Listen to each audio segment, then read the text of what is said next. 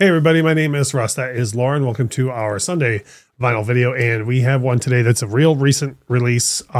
In a way, it's a box set of a bunch of older releases. But the Hootie The Blowfish 6 LP Atlantic Years box set came to us recently by way of Rhino Records, and it's no secret that Rhino has done some awesome work over the past couple of years. Like when they started with these reissue campaigns and just getting in the full game of things. Anytime someone's new to the thing, I mean, Rhino's been around for years, but with as aggressive as they've been, immediately everybody's just like, oh, this is not going to be any good, you know? And they've done some awesome stuff. The big thing that we just reviewed recently on the channel, the War 2 LP live album, was just done so well. Yep. And this Hootie box set is really no exception. This is one of those things where, and I've said this to you before, if when I started collecting records like 10 years ago or so, if this was a thing where I could just for $100, $150, $200 go knock out someone's, it's not their entire catalog, but like a whole swath of some, yeah. Oh Lord. Oh, I would have done that, like for sure, you know, because for these price points, and we'll get into this a little bit later, for like what you're getting, even if there's a record in there you don't like, usually they're, you know, like, and you bought a while back the Stevie Nicks box set, and same thing. It's like if you would have told me back then, instead of trying to look everywhere for the other side of the mirror or some of the more rare records, if I could have just bought it all in one box, sure. Yep, absolutely. Yeah. So anyways, as we get into this box set, for me, I've said this on the channel before, and you've heard me say this a million times. I'm a very you don't play the cover type person, but I do totally understand why accurate reproductions of things matter for people. It's a little deeper than it needs to be for the Hootie video, but I've told you before about how like one of the reasons the Beatles in mono box set is so revered is there are literally other reissue campaigns where like the fold over on the back of the LP, the cardboard, is like printed on the reissue. Like there's just a line where the fold over would have been. Whereas like with the Beatles, they did like the actual. They actually did it. Yeah. I can tell you this, someone else might be more familiar with the original pressings than I am, but I used to have an original pressing of Cracked Review, and I had an original pressing of Musical Chairs. And this to me seems about the same as what those were. There's a couple of things that are a little bit odd. Like I can't remember from the original of Cracked Review if it just had like a one sheet in there or if it was a printed inner sleeve. The time that original album came out leads me to believe it would have been a printed inner sleeve. Sure. But with reissues, you get trade-offs. Like, what's the number one thing I always say every time I open any record? Oh, the rice paper inner sleeves. Rice paper inner sleeves. And with this, all 6 LPs are in the correct, rice paper inner sleeves. That way you can just give the records better care right off the bat. So I'm totally fine with having just the one sheet printed in there.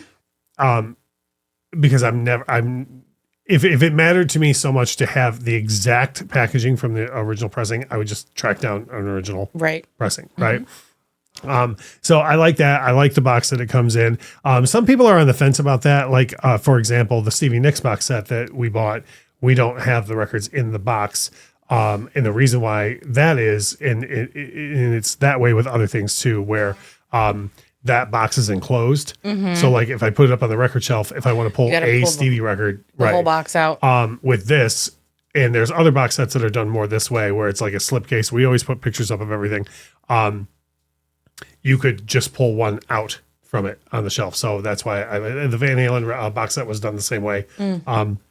So for packaging, I mean, in my opinion, you're getting, unless there's something glaring I'm forgetting, you're getting a 1-to-1 of the originals. I mean, you've looked at them. I think they're really high quality. Yeah, they look great. And then, of course, you always get the ones that were never on vinyl in the first place. And I've seen that messed up really bad before, too. Right. I mean, and the only one that I really have like an intimate knowledge of is when we got the Stevie Nicks one and stuff like Trouble in Shangri-La and Street Angel and stuff. They weren't put out on vinyl until this, so it was interesting for me because I had them on CD. I had all of them on CD, so it was interesting to see how they handled that. The one that I always tell people about is there's things like Mad Season, the one album they had, or the second Stone Temple Pilots record. Like there were a lot of people who did reissues of them where it like seemed like they almost just blew up the CD cover to like 12 inches. You know, it just didn't look great. Yeah. I think all of these look fantastic, including the stuff that wasn't on vinyl before. It's not a thing where you go, oh, because we've talked about that before, where you go, oh, this is, you can tell someone didn't care about the art direction when they took it from 5 inches to, right? And all of this looks to me like it was always on vinyl in the first place. To me, the number one thing to talk about in these vinyl review videos is sound. I think the sound is fantastic on this. I think the one you heard the most of is the second record, Fairweather, which to me, the first two records are produced exactly the same anyways. And you had some running around to do recently, and I listened to all of Cracked Rear View. I keep trying to say Rear View Mirror. Cracked Rear View all the way through, and it sounded every bit the same as the original pressing that I had. So, that for me, again, unless you're just a diehard collector who absolutely has to have the originals, these sound exactly the same to me, awesome. And they're dead quiet, great packaging. I mean, so all that's left to talk about then is the price and the value. So the price on this, the MSRP is $149. I always mention that it's MSRP because at any given point, you're going to find sales on this. Someone's going to have it on sale somewhere. You're going to be able to find it on Amazon for less.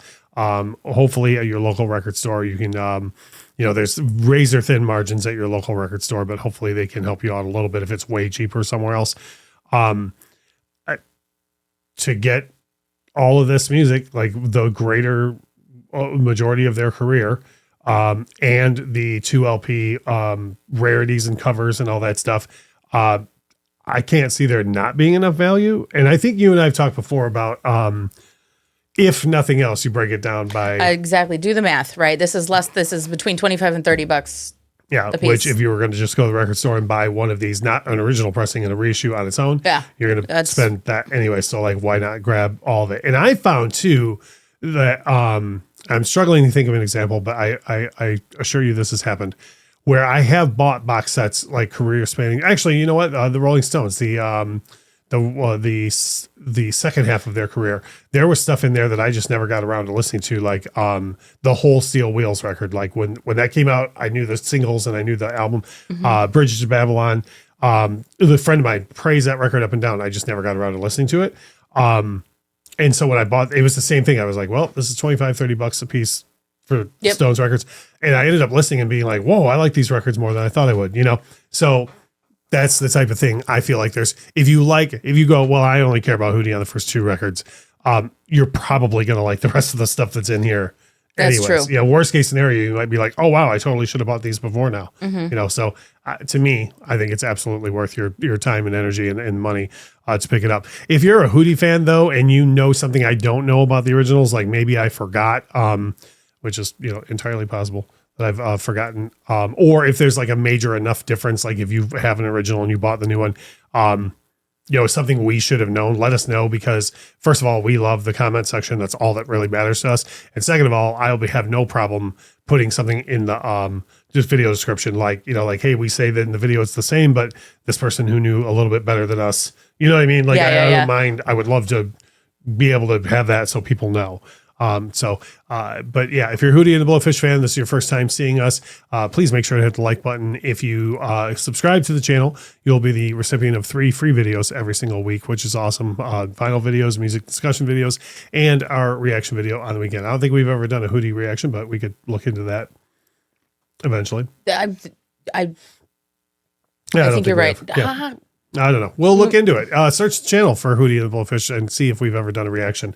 We will, and then we'll find out and let you know. That is Lauren. My name is Russ. And as we always say, thank you so much for watching.